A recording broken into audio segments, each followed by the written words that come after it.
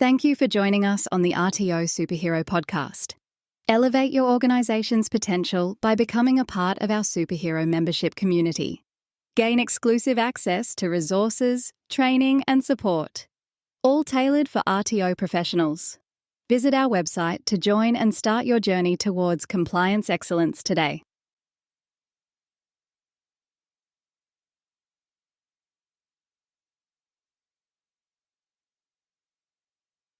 All right.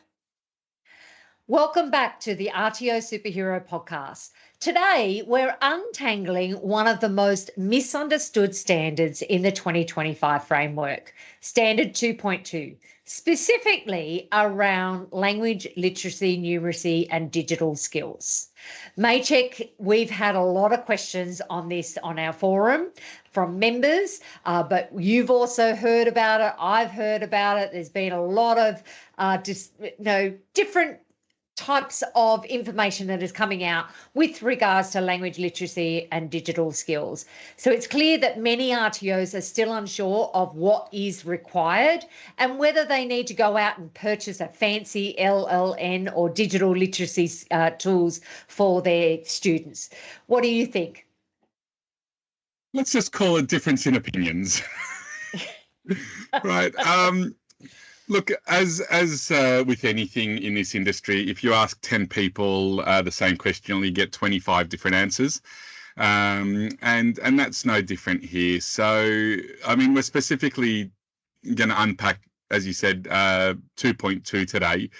And there's been, like you said, there's been a lot of discussion online, a lot of chats, no doubt, between your clients and my clients and so forth. And my opinion is that not that much has changed in everything that we've spoken about already about the LLND, other than they've just added the digital literacy component to it. A lot of people are talking about that you have to do a formal assessment prior to enrolment, and I just don't think that's necessarily true in every instance. Yeah, and I agree with that as well. And we're going to be looking at two very different units today and identifying what is the difference between, in particular, looking at digital skills with those two units. So at its core, I was just going to say, go for it. No, you go, Angela. Because this might lead on to what you're going to say anyway. So at its core, Standard 2.2 says that RTOs must, before enrolment, review the learner's skills and competencies and advise whether the training product is suitable. That includes language literacy, numeracy, and digital skills, not after enrolment, not halfway through, but before they even pay.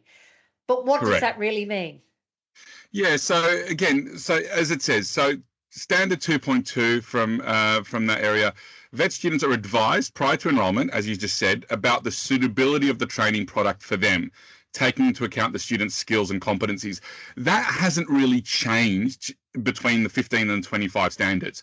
We've always been required under Standard 5, 5.1, 5.2 to inform the student about the suitability, which is, again, without going on a tangent, why I've always been a supporter of using the word application for enrolment as opposed to enrolment form. And I think we share that similar vibe, let's call it that. And then it says the NVR RTO demonstrates taking into account the requirements of the training product. Now, that's really critical there, taking into account the requirements of the training product, which is why we'll look at two different units later on. It has procedures in place, again, critical. So we're talking about a procedure that takes into account the product type that you're enrolling students for. So an RTO may have different procedures for different products. And a product, if anyone doesn't know, may be a qualification, it might be a skill set, it might be a unit of competency, or if they're still using modules, a module. So a procedure must review prior to enrolment the skills competencies of the prospective student, vet student, which again we've often done, whether that's using the vetmus reporting questions or other questionnaire, and then so including the language literacy, numeracy proficiency, and digital literacy, and then based on the outcome of that review, it provides advice to each prospective vet student about whether the training product is suitable. Where I think that changes the game for a lot of people is a lot of people that want to bypass the, let's call it the interview stage or the checking stage, by doing direct enrolment and start whenever. That is something that I think a lot of RTOs may get unstuck with, where they say, yeah, enroll and start at any time, versus how do you address that based on the outcome, it provides advice to a prospective student. What are your thoughts? My thoughts around that is ensuring that we're preparing the students prior to enrolment for successful completion. Correct. And that's where I see we're assessing the students prior to enrolment on whether they're firstly suitable for undertaking this training. And secondly is, would they successfully, with their current skills and knowledge, successfully be able to complete the training? And in particular, when we're looking at language literacy and digital skills, do they have the required skills in order to complete the assessment side of the training? Correct. So once we've done the review, though, and I'm using the word review versus assess because, again, I'm just to differentiate what it talks about in the standards, but it then says based on the outcome of the review. So you have to have a procedure in place to review, and then it says based on the outcome of the review, it being the RTO provides advice to each prospective vet student about whether the training product is suitable for them. So where RTOs have that direct enrolment process, and this is again prior to enrolment, how do we ensure that they are compliant? And for me, what I would recommend to, and I do recommend to our clients, it can be a number of things. The review can be a language literacy and numeracy assessment. It could be part of your enrolment form. So you have some questions that you ask within the enrolment form. It could be required skills and knowledge prior to enrolment, such as they may need to hold a certain qualification, or they may need to have had a certain number of years of experience within an industry sector, or it may be that they've undertaken some professional development. So it's really reviewing their skills and knowledge against the unit of competencies or the qualification, the training product that they're going to be undertaking. Yeah, 100% agree. But where I think a lot of the RTOs may fall over is going to be that based on the outcome of the review. So looking at 2.2b, where it says based on the outcome of the review, it provides advice to each prospective vet student. So where I'm seeing that these standards are taking it is that the enrolment process becomes a much more tailored approach, as opposed to a straight out enroll whenever you want type scenario. That's where I'm thinking that there may be a difference in interpretation between auditors or assessors, ASCA assessors, quality assessors, or there might be changes to RTO's processes where they've, according to 2.2b, they need to provide advice to each prospective student based on the outcome of the review. So I'm going to suggest that a quality process would be you capture that information as part of the application for enrolment, then you review it in whichever way your system's built for. And again, it may be a simple review if it's a unit of competency, or it may be a much more complex review if it's a diploma or higher or just a longer duration course. But then you say to the student, hey, we've reviewed your application. We think you're suitable for this. And here's, almost using the Cricos process, here's your letter of offer, or here's your acceptance email to say we've accepted your application.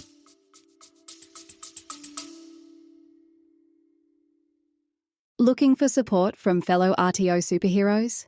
Join our free Facebook groups, the RTO Community and RTO Job Board. Connect, collaborate, and stay informed with people who get it.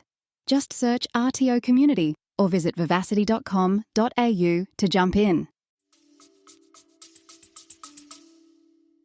Yeah, we're certainly seeing that as well. And we've actually seen that across the board with a lot of the new standards, it is very similar to the national code and the requirements under international education.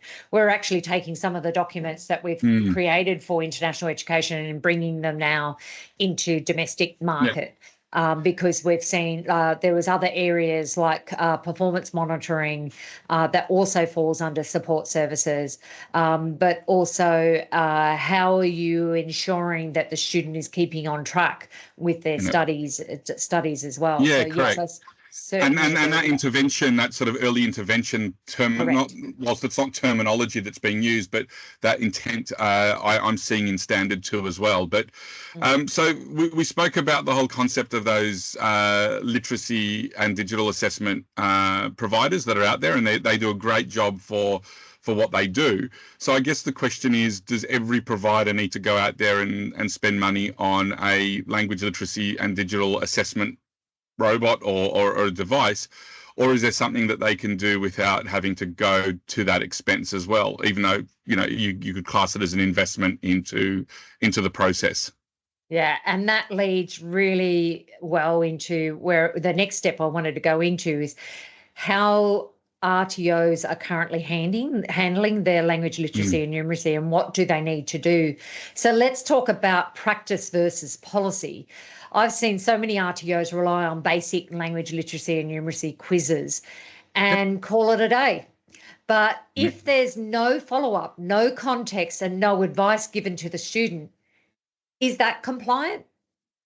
Well, I would say no, because it clearly says as part of 2.2B that based on the outcome of the review, you provide advice to the students. So having it in place is one thing, but your procedure must allow them for that review and for that almost feedback, that cycle of information coming to, and then going back to the student to say, yep, we think you are suitable for this course, or no, we don't think you're suitable based on your language literacy, numeracy, and digital assessment. Okay, so that leads really well into suitability. And what does that really mean? So let's be clear, this standard isn't about excluding people. It's about helping them to succeed. It's helping them to, and it's helping the RTO to really identify, is this student suitable? Are they going to be able to complete the training successfully? If a student isn't ready, either academically or practically, our job is to give them informed advice. Maybe they need a different training product. Maybe they need support, but they deserve to know that before they hand over any money. Correct, and that's ultimately what these standards are very clear in especially around that Standard 2 is about, prior to enrolment or handing over any money, and it's, I think it even uses that word in a couple of the standards. So, and I think that's a good thing. Yeah, I think so too. I think whenever an RTO is setting up a student for success over just getting another enrolment, they're going to have much better outcomes. And then that from there, like completion ratings, of course, we want a high completion rating, but we also want to get a good branding out there of your RTO. And if you've got successful completion ratings because you've set up that student for success, you're going to get more enrolments organically, I believe, from there as well. Yeah, look, agree. My only concern, I guess, with this standard is for the shorter course providers, whether it's first aid, white card, etc. Because again, the standards, I think the intent is always never to be fixed, so that it allows for movement between a small, mother, dad, mum provider versus a large TAFE or larger multinational organisation that's an RTO. So I think that this standard may come into question at audits moving forward, especially around the short course mark, and whether ASC was sort of turning a bit of a blind eye to the short course and saying, okay, well, you've done your assessment, but based on the fact that students just want to sign up and pay you $140 for a first aid course or $40 for a RSA or white card, there's no buffer there for an administrative process financially to justify a review and a response type process. So It will be interesting to see how this plays out over the coming few months once the standards come into play. Yeah, and watch this space. That's where we really need to look at this. Okay, so let's take a practical example. We said we're going to look at some different units. One is HLT AID 011, which is provide first aid. Yep. What kind of language, literacy and numeracy digital skills would we reasonably need to assess for this training product? What are your thoughts around first aid and in particular digital skills? Yeah, look, it's an interesting one, isn't it? Because I've been a first aider for most of my adult life, even junior life. And as a volunteer firefighter, we use first aid as a concept of preserving life until professionals arrive, being paramedics or hospital care. So, nowadays, and I only recently did the refresher for first aid, there's really not much requirement for literacy or counting more than to 30 based on CPR compressions and so forth. And there's almost zero digital requirements because the only thing that you're really doing is using an AED or a defib, and that's verbally talking to you in terms of instructions. So again, when we talk about limiting access to language literacy or to first aid via language literacy and numeracy, it goes against the grain of what first aid is all about. And that is teaching anyone and everyone the fundamentals of preserving life until professionals arrive. So you sort of, you've picked a good unit there, because I would argue to say, if someone is struggling with language literacy and numeracy, as long as they can verbalize what it is as part of the assessment requirements, it would almost be a unit that you'd want everyone to undertake. And so how do you balance that? Yeah, and it's really that basic verbal communication, basic literacy. So being able to read like first aid forms or documents within a first aid kit, or maybe those sort of things. And then also that basic numeracy as well, to be able to count compressions. And I have. But again, compressions could be in a different language. Like if English is not your first language, what's stopping someone counting in Arabic or in Polish, my language? Yeah, I agree with that as well. And I actually believe that everyone should do first aid. I think it should be something that every citizen who really wants to be able to be part of a community should do first aid. And I've always updated my first aid qualifications over the years from high school because same. Not for any other reason other than that I know first aid and I can help anybody in an emergency. And I've had to use it on a number of occasions. Yep. Look, and so this is where, again, obviously there's tens of thousands of people that do first aid every month, right? And so as a first aid provider, whether it's St. John's or a private first aid or, an ambulance service, this, again, 2.2b may cause some concerns for people, because it's like, well, we don't want to make the enrolment process challenging and difficult to the point where they go away.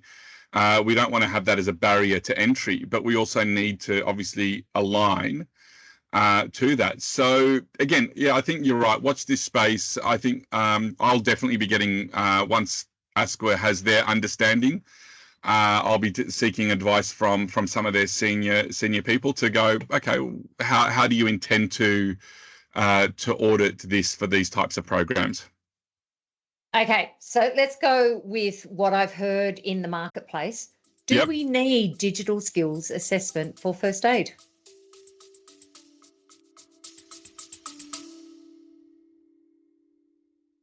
Welcome to the RTO Superhero Podcast, the show dedicated to empowering registered training organisations to navigate compliance effortlessly and deliver outstanding education.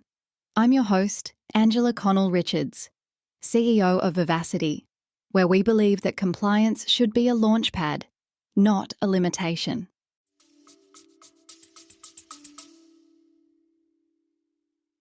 I would argue that it depends on the delivery mode of the program. So if you're doing pre-learning prior to the program, so this now is moving away from the individual unit of competency, but looking at what it talks about is your cohort and the program. So my suggestion would be is that if we're delivering the pre-learning via an online platform, which is often what a lot of providers do to shorten the program, then part of that enrolment process should be the basic questions. Do you have a computer? Do you have an internet connection? Do you know how to log into a browser? And some basic questions like that. And they are then reviewed. I think we've just sorted out the problem, right? So you still ask those questions as part of your application process. Whoever's processing the application, even if it's a logic online form, if you tick that the answer is no, then it refers you for further assessment. Whereas if you tick yes, then it allows you to do it. And therefore you've got almost a review process by default being in the system. That could work. So in a snapshot, it's not only looking at the unit of competency and the requirements of the units, it's your delivery mode. So how are you delivering that unit of competency as well, or training product? And as you and I have been just verbalizing this, again, challenging the status quo, which is what I'm sort of love doing. It doesn't talk about that a physical person has to review this, right? So here we are using digital and technology to go, okay, based on the responses that the prospective student has provided, a review has happened, and based on that review, a response has been provided by the system to say, look, you've suggested that you don't have technological skills to log into a browser. Please contact the office, or please, look elsewhere for a product that's suitable for you, or something along those lines. Or here's an instructional video on how to log in and the process. Subject to them knowing how to access the video, which again, it's this loop cycle. But yes, maybe yes. Sure that you have this within your training and assessment strategy. Yes, strategy, document, marketing information, again, so looking at standard 2.1, making sure that that's clearly outlined, as well as making sure that your procedures are in place for this assessment process within your RTO. Yeah, certainly. Yeah. I totally agree with all of that. Yeah, I think there's room there, yeah. Yeah, now let's look at the total opposite extreme. Looking at a unit, BSB INS 501, implement information and knowledge management systems. What language literacy and numeracy and digital skills may need to come into consideration here is really looking at that unit of competency. There's a lot more. It's a high-level literacy and writing skills needed for documentation and policy creation, but also you're going to need to have a strong digital literacy skills including being able to navigate information systems, databases, communication tech, and you will need. So when you think about this unit of competency, what type of LLND do you think you would need in that area? Yeah, look, 100% you're right. And again, it comes back to the cohort. Judging by the code, I believe this would be something that would be appropriate at a diploma level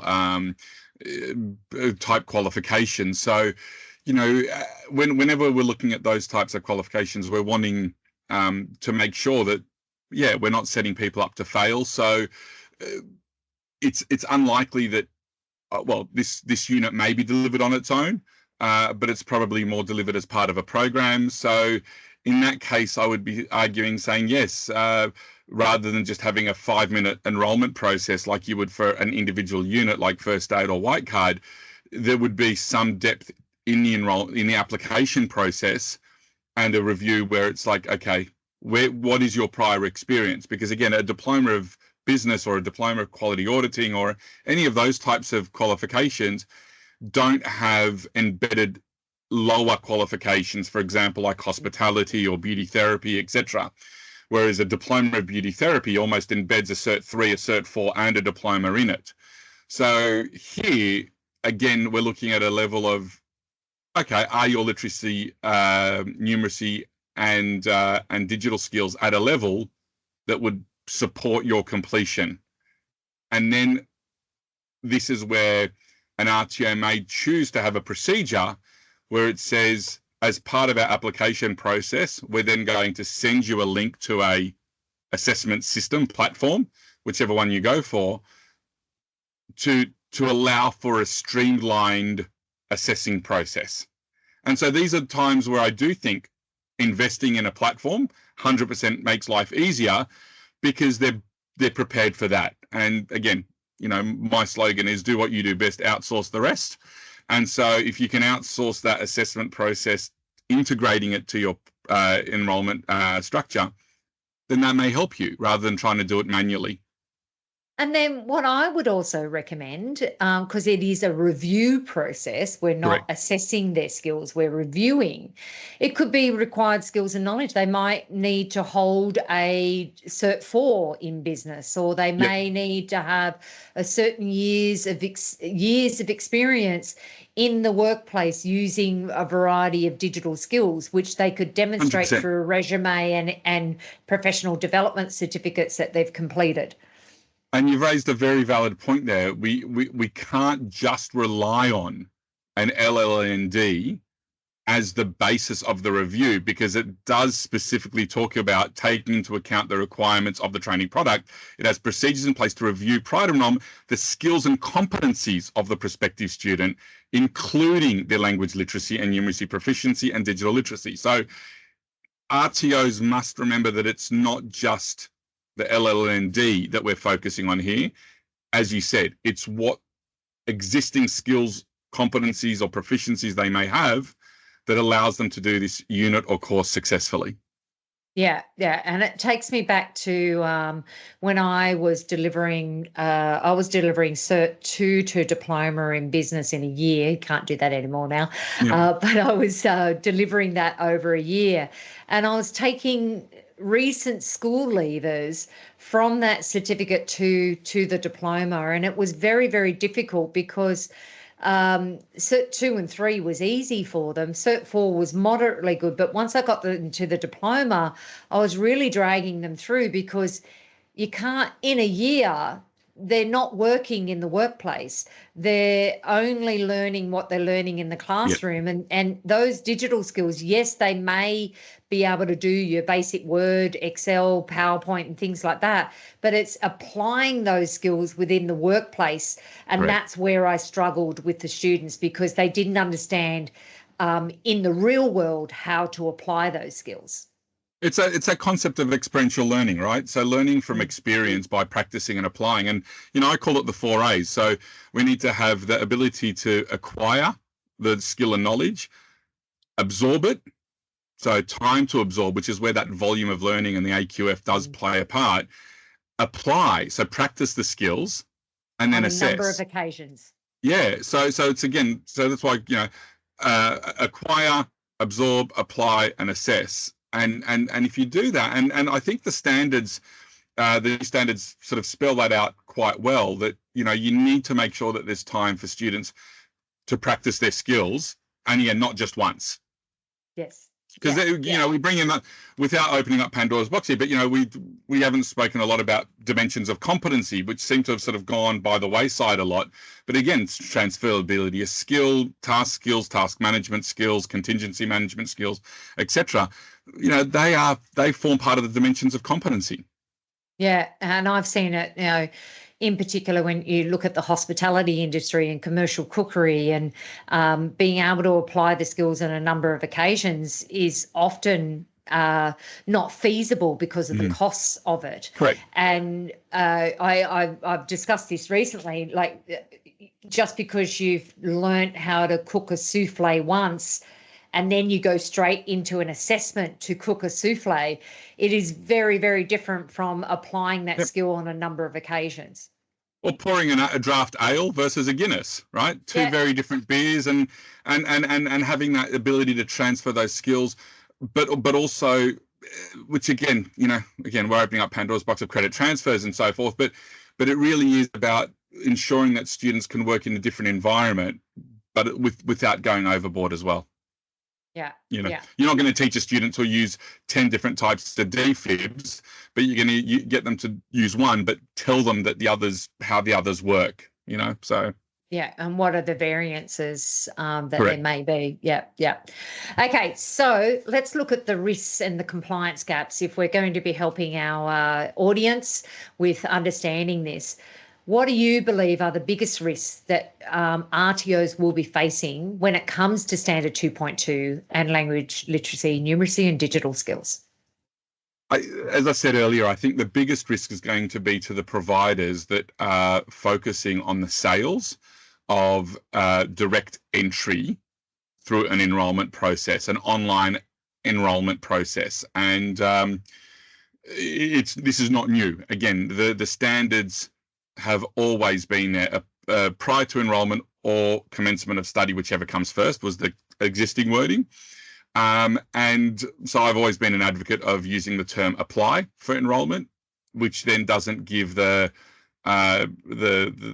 sense that I've got an automatic entry into the program. That is an application process. So from my perspective, the biggest risk is failing to assess a student's existing skills and knowledge, whether that's through the enrolment form or through another questionnaire, and choosing not to review their language literacy, numeracy and digital skills through whichever method you use, be whatever's appropriate for that product and your delivery approach.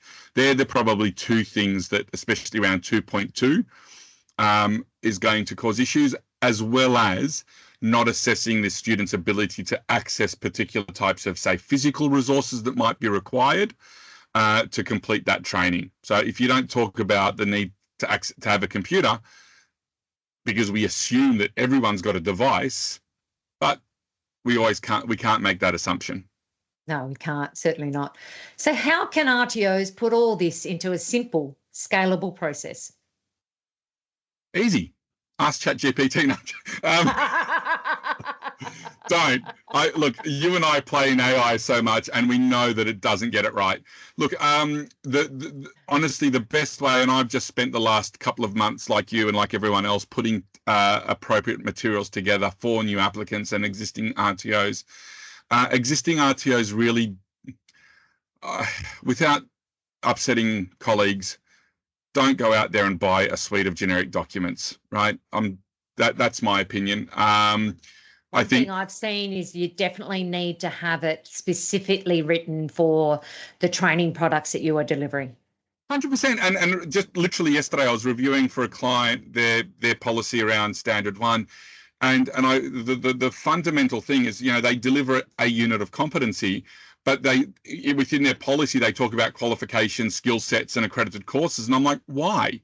Like, make it relevant to your business. So how can you put a system? Look, read the practice guides, read the outcome policy standards policy guidance that was released in March by DOR, get an understanding of it. The biggest failing of any RTO, the CEO or manager, is listening to the internet about mythical requirements that don't exist, is point one.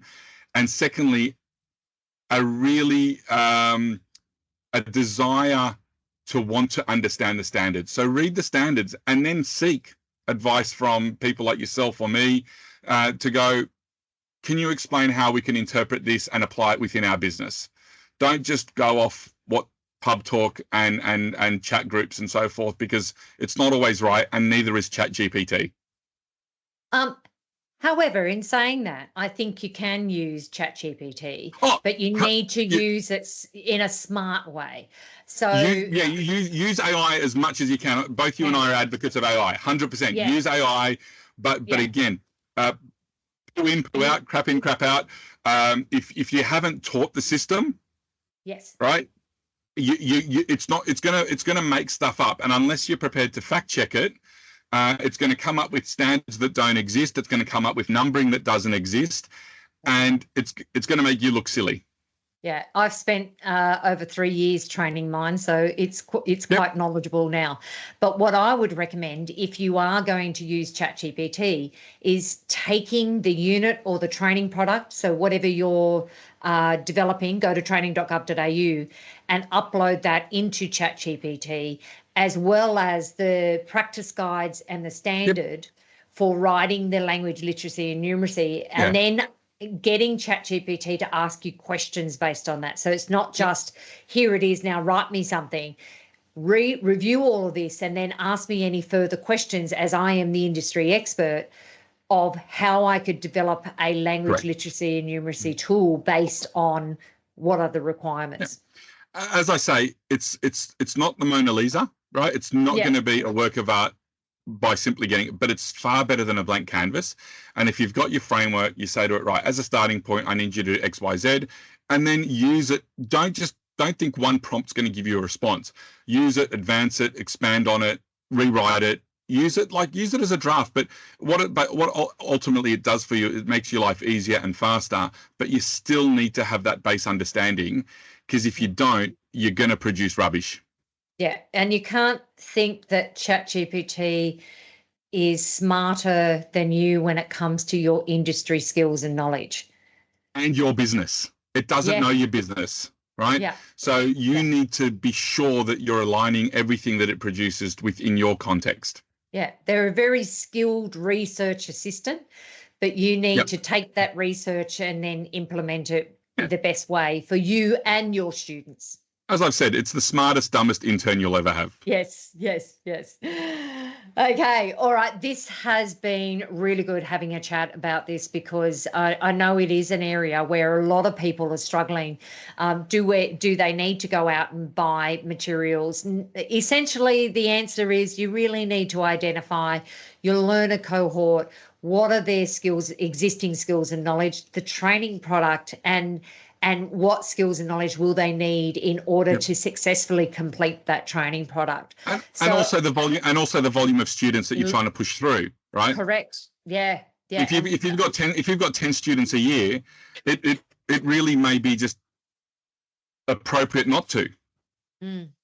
Yeah. Whereas if you've got, like I used to deliver a RSA class once or twice a week, and we would have 30 students per class. For that, I would be really looking at so definitely need language literacy and numeracy when it comes to RSA, responsible service of alcohol, because they need to be able to read signs and they need to be able to measure. And they also need to be able to read body language signals as well. But when it comes to digital skills, are we adding emotional intelligence to LLND? Oh dear God! Next thing you'll say, we got to assess common sense. Oh yeah. Well, I don't think there's a lot of common sense when it comes to trying to deal with drunk people. But anyway.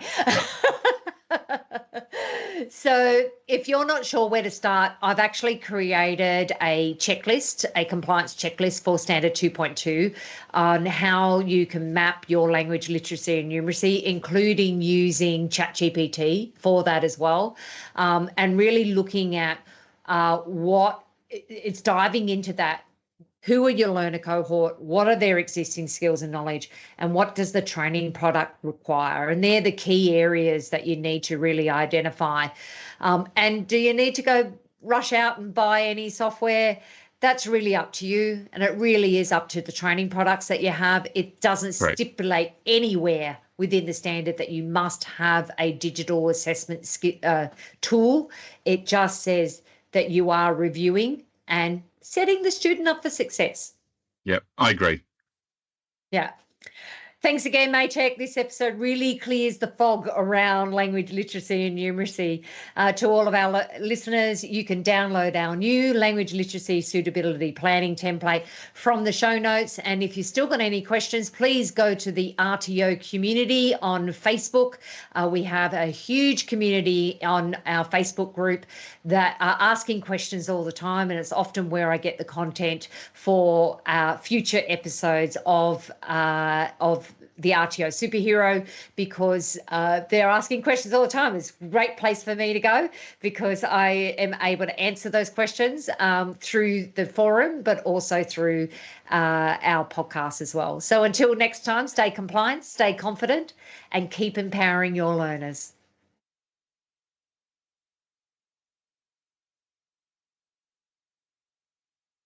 There you go. Thank you for listening to the RTO Superhero Podcast. Ready to transform your compliance process?